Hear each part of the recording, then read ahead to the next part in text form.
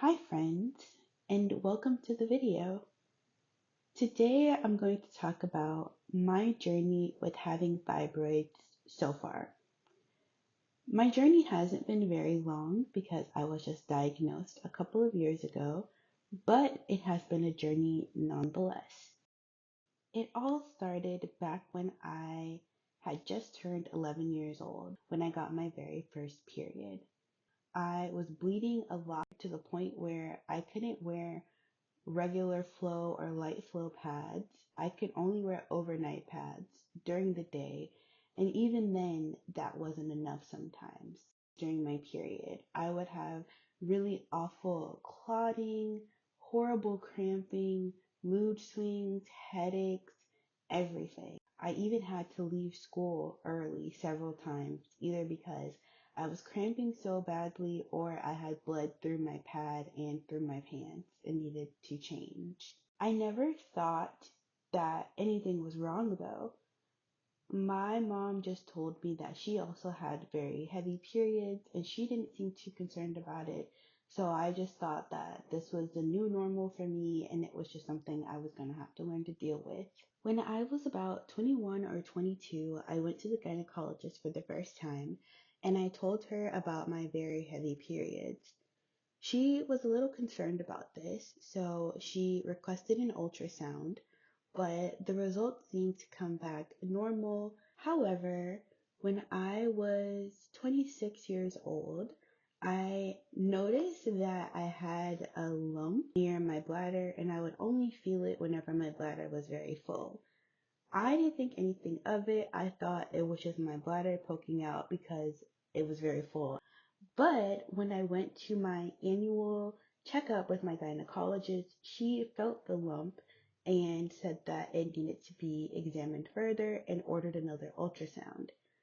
This time, the ultrasound came back showing that I had two fibroids. One that was small, I think it was only about 3 or 4 centimeters, and one that was bigger, about 8 centimeters, or the size of a fist, as my gynecologist said. In the moment, I was just happy that it wasn't cancer. That's what I was the most worried about. She told me during this appointment that fibroids were non-cancerous and that they grew from the uterus and that they could cause certain symptoms. But at the time, I wasn't having any symptoms that I could tell that were related to the fibroids. My periods were still normal. I wasn't having any abnormal pain.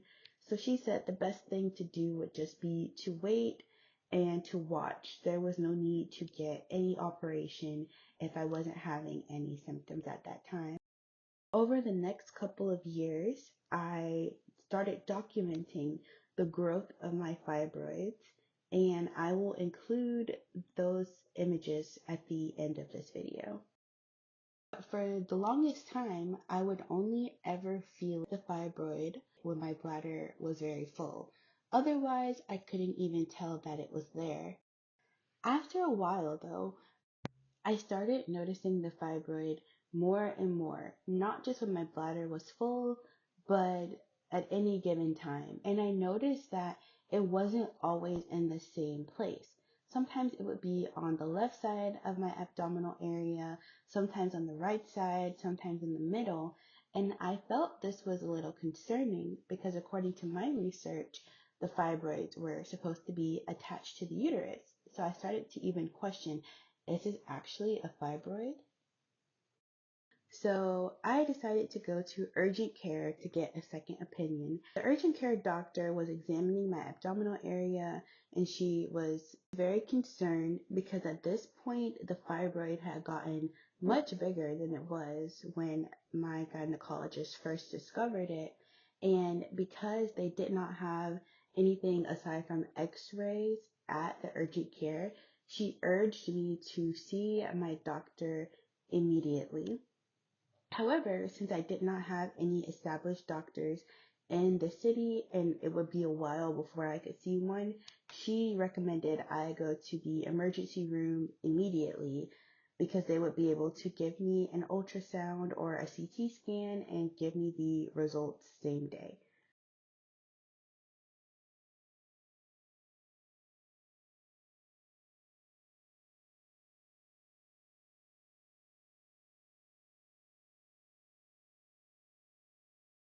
After the trip to the ER, I felt more at ease. I knew for sure that I was dealing with a fibroid and nothing else that was more life-threatening. I continued to be asymptomatic for a while. The only thing that I started to notice was that I was not able to button my jeans over my abdominal area. I started to notice my first unpleasant symptom maybe about a few months after I went to the emergency room.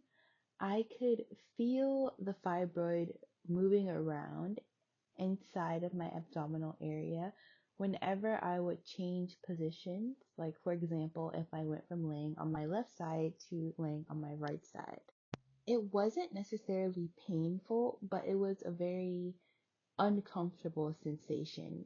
About 2 months later, I started to have these really bad stomach aches.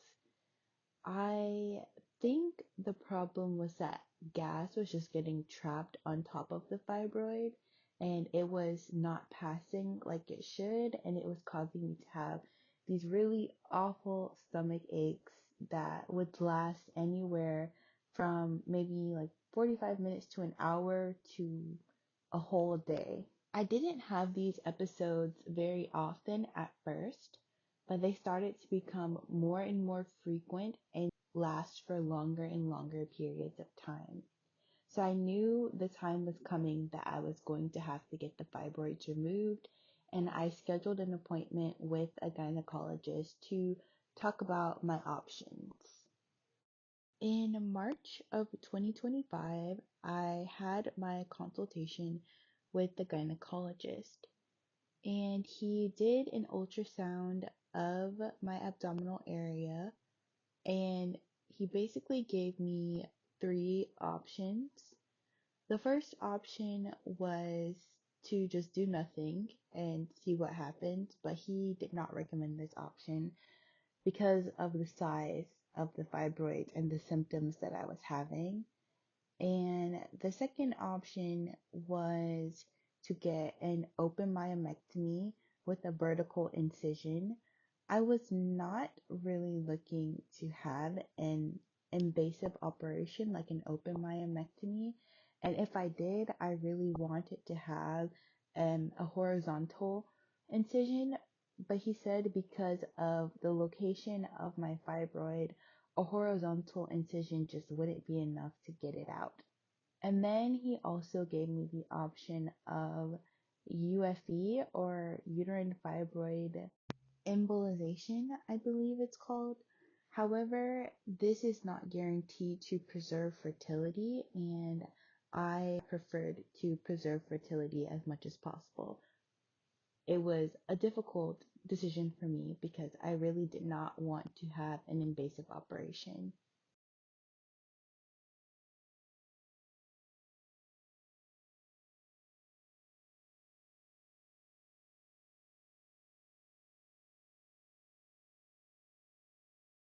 I continued to have more and more symptoms. One symptom that I had that I forgot to mention earlier was constipation. I've always struggled with constipation, but never as bad as I was having it during this time. I also continued having the stomach pain that I'd mentioned earlier, and I also developed this sensation in my stomach to where occasionally it would feel like there was something bubbling in my stomach, kind of like those water dispensers where when you're dispensing the water, the bubbles kind of come up and rise to the top and they make that sound. That's the feeling that I was having inside of my stomach. And 1 month before my period was about to start, I was having this pain and I did not know what to do. The pain was specifically located in my right abdominal area, and I wound up calling the 24-hour nurse line.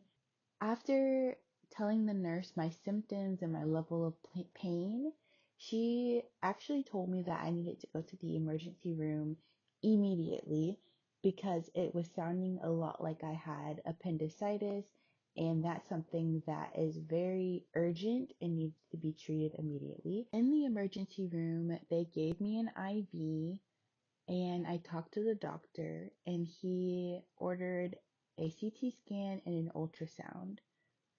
When the ultrasound tech was doing my imaging, she just kept making these faces like I had an alien growing inside of me or something. And she just kept saying, "I've never seen one this big before." And she was trying to find my ovary to see if maybe I had like a twisted ovary, but the fibroid was so big that she couldn't find the ovary. She couldn't find anything. All she saw was fibroid, and she was astounded. The doctor finally came to give me my final results, and he said that I did not have appendicitis, but the fibroid was pushing up against a uterer, which was causing a partial blockage to one of my kidneys, and it was causing it to swell, and I had a bit of urine retention in that kidney. He recommended that I just take some over-the-counter painkillers for the pain and that I have a follow-up appointment with a gynecologist after the emergency room visit. He also mentioned that the pain that I was experiencing just could have been due to the fact that I was about to have my period and the uterus swelling, which it usually does around the time of your period, and the fibroid and all my other organs kind of pushing on each other, that was probably causing me some discomfort. A few days later, I did a follow-up appointment with my gynecologist, and I told her that I really wanted to have a minimally invasive operation as opposed to the open myomectomy. So she referred me to a specialist.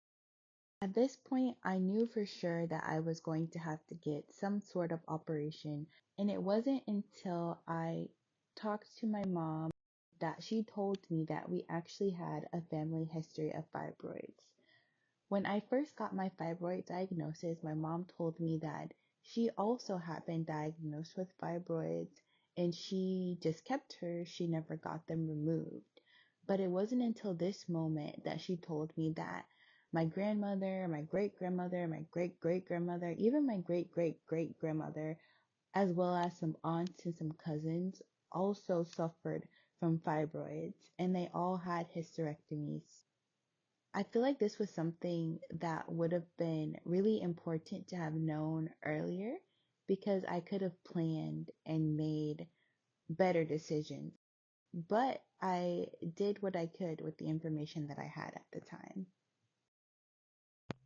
A couple weeks after the follow-up appointment, I had my appointment with the surgeon, and he said the same thing as the previous gynecologist, that because of the location and the size of my largest fibroid, I was going to have to get an open myomectomy.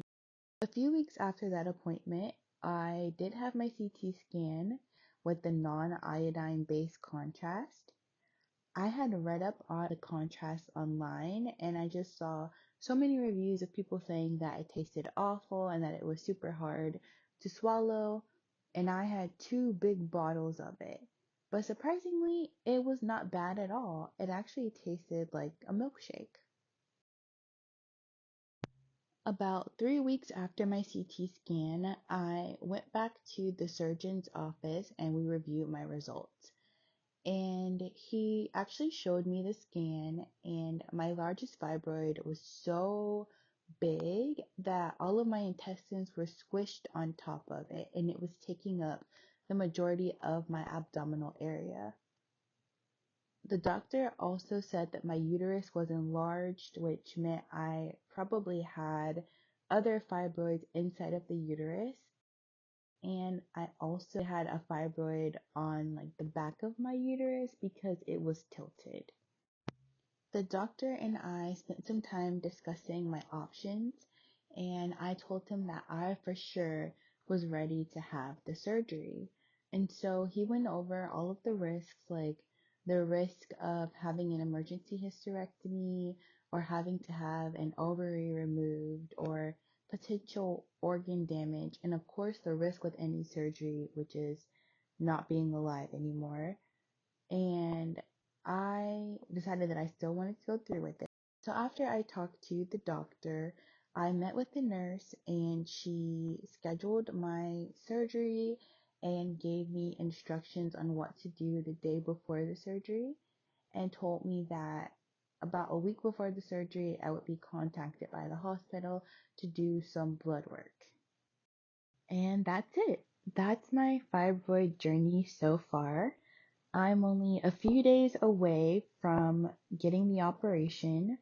Tomorrow, which is Monday, I will go in for my blood work, and on Thursday, I will get the actual operation. I have been purchasing some items that I've researched could be helpful during recovery and just waiting. That's all I can do now is just wait for the operation and yeah. So now I'm going to include some images of my abdominal area that I started taking a few days after I got diagnosed with the fibroids up until a couple days ago. Thank you so much for watching. I hope this video will be able to help someone in their fibroid journey. And if you have any questions, feel free to leave them in the comments and stay tuned for the next part of my fibroid journey.